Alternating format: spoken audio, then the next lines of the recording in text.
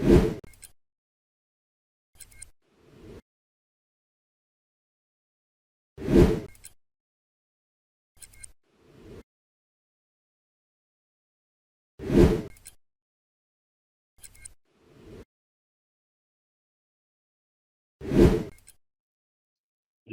મિત્રો, કરુણા ટોક્સમાં આપનું સ્વાગત છે. હું છું કિશોર રૂડિયા. મિત્રો, અમદાવાદમાં એક એવી સંસ્થા છે, જે સંસ્થા વિવિધ ધાર્મિક કાર્યો અને એની સાથે વિવિધ પ્રવૃત્તિઓ પણ ચલાવી રહી છે. અને આ સંસ્થા શું છે, એને તાજેતરમાં જ ધાબળા વિતરણ કર્યું. એ સિવાય જીવદયા રથ એ પણ એની તૈયારી ચાલી રહી છે. આ બધી જ વાત કરવા માટે આજે આપણી સાથે જોડાયા છે અમદાવાદથી વીરુભાઈ અલગોતર. વીરુભાઈ, આપનું સ્વાગત છે. નમસ્કાર. નમસ્કાર.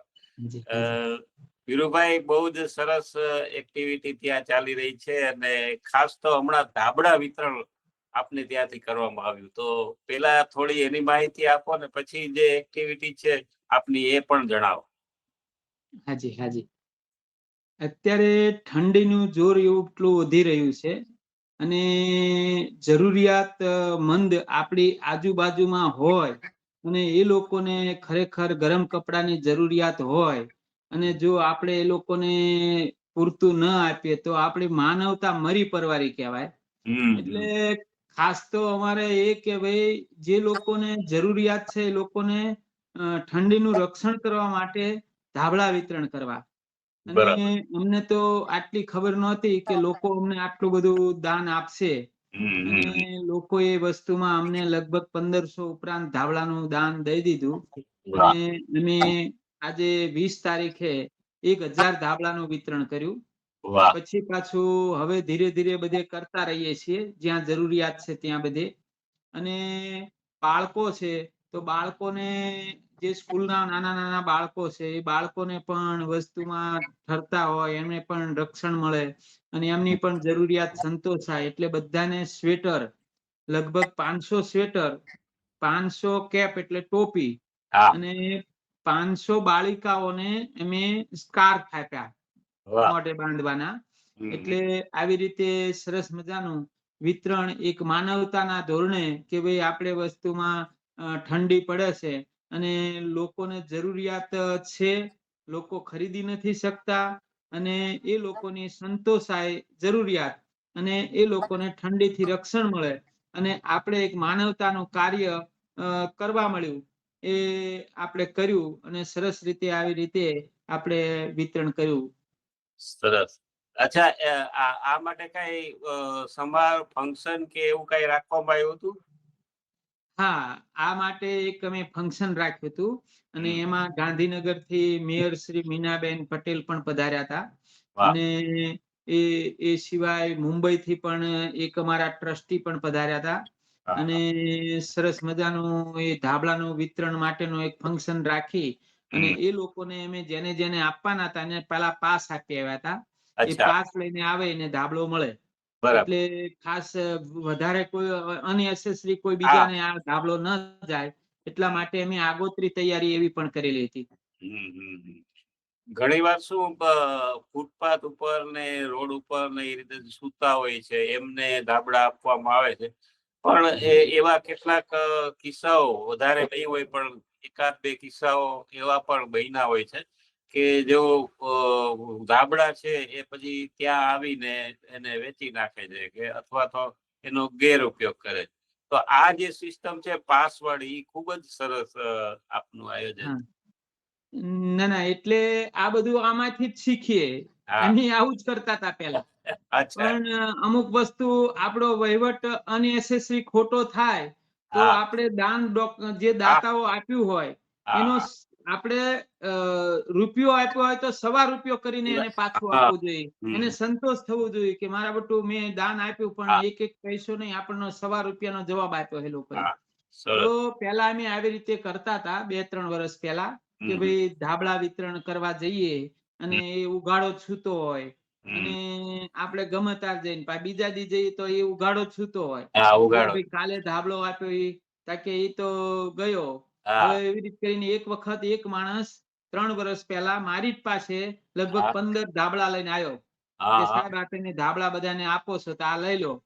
મેં હમ. કીધું એટલે આ તું ક્યાંથી લાવ્યો? તા કે આ બધા મને ઓઢાડી જાય છે. હા મેં કીધું તમને ઓઢાડી જાય છે તો પછી આ તમે એક ધાબળો તમને ઓઢાડ્યો, જરૂર હતી એક ધાબળાની, પછી ફરીને શું કરવા લીધો તમે? તા હા કે લોકો અમે હાથે કરીને એક સાઈડમાં મૂકી દઈએ અને હા પછી લોકો ઉઘાડા સૂઈએ એટલે પાછા ઓઢાડે. એટલે હા આવી રીતે આટલા ધાબળા. સાહેબ એ તમારે શું જોઈએ? તમારે ધાબળા જોઈતા હોય લઈ લો ને, તમને બજાર કરતા અડધા પૈસામાં હું આપી દઉં. બોલો. મને કે મેં કીધું પણ મારે આવી રીતે લેવા જ નથી. તમે આવી રીતે લ્યો છો કેમ? જરૂરિયાત લોકોને પહોંચે ને તમે લોકો આવી રીતે 20-20 ધાબળા 15-15 ભેગા કરો, આ બરાબર ન કહેવાય. ને થોડો બરોબર. ઠપકો આપ્યો. પછી એ ગયો પછી મનથી વિચાર કર્યો કે ભાઈ આવી રીતે આપણે અનનેસેસરી હવે અમદાવાદમાં તો લગભગ નહીં કરવું, અને કરવું તો પછી આવી રીતે પાસ વ્યવસ્થિત. સિસ્ટમ થી કે આ ભાઈ તમને આજે ધાબળો આપશું, તમે આ હમ. પાસ લઈને આવજો આટલા વાગે અને તમને ધાબળો મળી જશે. મળી તો જાય. એવી રીતે અમે 1000 માણસને ધાબળા આપ્યા.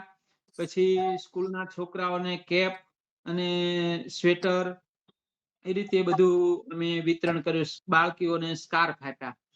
અને આમાં શું છે કે અમદાવાદમાં હવે બહુ લોકો ઓઢાડવા મળ્યા. શહેર હા હા વિસ્તારમાં એટલે હા રાજકોટ અલગ હોય અલગ કે અમદાવાદ વિસ્તારો હોય કે હોય છે. કોઈ પણ, એ હમ લોકો બહાર નથી જતા. હમ પણ અમદાવાદમાં હવે અમે બાકી 500 ધાબળાનું વિતરણ અમે લગભગ 4-5 દિવસમાં ગોઠવવાના છીએ. હમ હમ. એ નળકાંઠા વિસ્તારમાં જ્યાં લોકો ખરેખર જરૂર છે, ખરેખર ત્યાં કોઈ તેમની. જતા નથી, અને હા એવા લોકોને આ ધાબળાનું મળે અને એ લોકોને જરૂરિયાત પણ એટલી જ છે. હા તો હા એવું નક્કી કર્યું છે કે હવે આપણે આ ધાબળા એ નળકાંઠા બાજુ. બાજુ વિતરણ કરીએ. અચ્છા આપનો એક પ્રકલ્પ છે જીવદયા રથનો, તો એ શું છે આપનું? હા, હમ. હવે ભગવાન કંઈક નું કંઈક આવું નવું સુજાડે છે, અને હમ. આમ એવી હોંશ ખરી કે કોઈ ન કરે એવું આપણે કરવું. એટલે સરસ.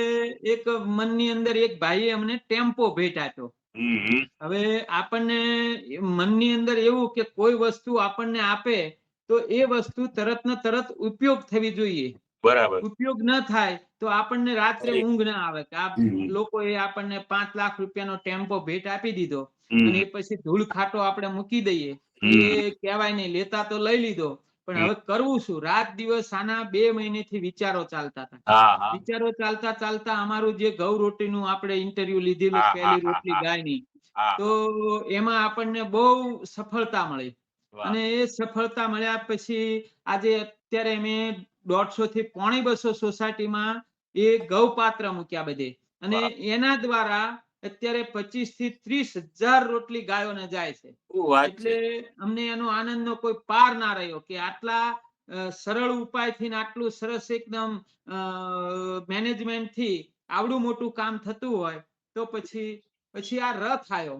હા. રથ આવ્યો એટલે કે આને જીવદયા રથ બનાવીએ ને આમાં બધા લોકો કંઈક નાખે ને એવું બધું કરતા કરતા એમ વિચાર આવ્યો કે 6 ખાના બનાવીએ. તો હમ. પહેલું ખાનું તો પહેલી રોટલી ગાયની તમે આમાં નાખો. બીજું ખાનું તો તમે શાક સુધારેલું હોય એના સોડલા હોય એની હા હા. પેલી સાલ હોય એ હમ. તમે જે કઈ શાકભાજીનો કચરો ટૂંકમાં એ બધો હા તમે અહીં નાખો. ને શાકભાજી પણ આખે આખી પણ નાખી શકે, હા હા હા. પણ એ ટૂંકમાં પેલો કચરો કચરા પેટીમાં ન જાય અને હમ. એના હિસાબે. ત્રીજું ખાનું લોટનું, હા. ચોથું ખાનું ગોળનું, પાંચમું ખાનું પક્ષીઓને ચણ માટે તમે વાહ. કોઈ પણ ચણ, દાખલા તરીકે દાળ છે કે કઈક મગ છે કે કોઈ તમારે મકાઈ છે, હા. બાજરી છે, ઘઉં છે, હમ. બધું અનાજ ભેગું નાખવાનું. એટલે બરાબર. એ પછી અમે ચકલાઓને ચણ માટે 10 ગામડાઓની અંદર મોકલીએ છીએ. વાહ. જ્યાં ચબૂતરો છે પણ લોકો અનાજ પૂરું નથી નાખી હા શકતા હા. એવા જગ્યાએ પણ અમે મોકલતા હોઈએ છીએ. હમ પછી આ લોટ જે આવશે એ હમ લોટની અમુક અમુક ગામોની અંદર તળાવ હશે તો એ હમ. તળાવની અંદર અમે 5-5 કિલોનો દરરોજ કોઈ ભાઈને કામ સોંપશું કે હમ. ભાઈ એની ગોળીઓ બનાવીને તળાવમાં માછલાઓને આ માછલા. નાખો તમે. વાહ. બીજું જે પણ સાકર આવશે કે લોટ આવશે એના અમે કીડિયારા પૂરવાના ગામડાઓમાં આપશું કે ભાઈ અહીંયા શહેરમાં તો આ બધું અશક્ય હા છે, હા બહુ હા. હવે પેલું થઈ ગયું. હમ. એટલે હવે અમે ગામડાઓ ઉપર ખાસ નિર્ભર રહ્યા છીએ કે ભાઈ આ ગામડામાં આ બધી પ્રવૃત્તિ સારામાં સારી થાય.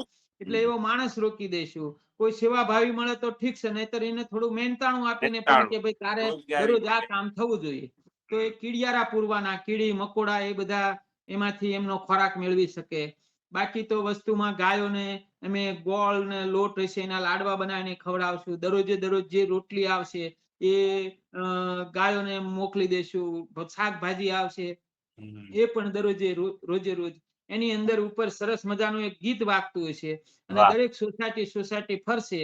11 વાગે અમારા સંકુલ થી નીકળશે, સાંજે 4 વાગે પાછો આવશે અને પાછો આવ્યા પછી આ ગાયોને ખવડાવવાનું ને એ બધું મેનેજમેન્ટ ચાલો. કરી દઈશું. એટલે વાહ. આવો એક સરસ રથ કરવાની ભાવના થઈ છે અને એ ભાઈએ ટેમ્પો આપ્યો તો આપણને આટલી ભાવના થઈ. વાહ. હવે બીજું કે હવે ટેમ્પો મળી ગયો, ભાવના થઈ, હવે આનું મેનેજમેન્ટ નું શું? દર મહિને 25,000 રૂપિયાનો ખર્ચો આવે, ડ્રાઈવર રાખવો પડે, એને માણસ રાખવો પડે, એનો પેટ્રોલ ડીઝલ આ બધું શું? તો એની માટે અમે નક્કી કર્યું કે ભાઈ 1,25,000 ના 10 નામ લેવા. બરાબર. હજી અમે કોઈને કહી નથી, અંદરો અંદર વાત થઈ છે. મારે 4 નામ તો અમારી પાસે 1,25,000 ના આવી ગયા.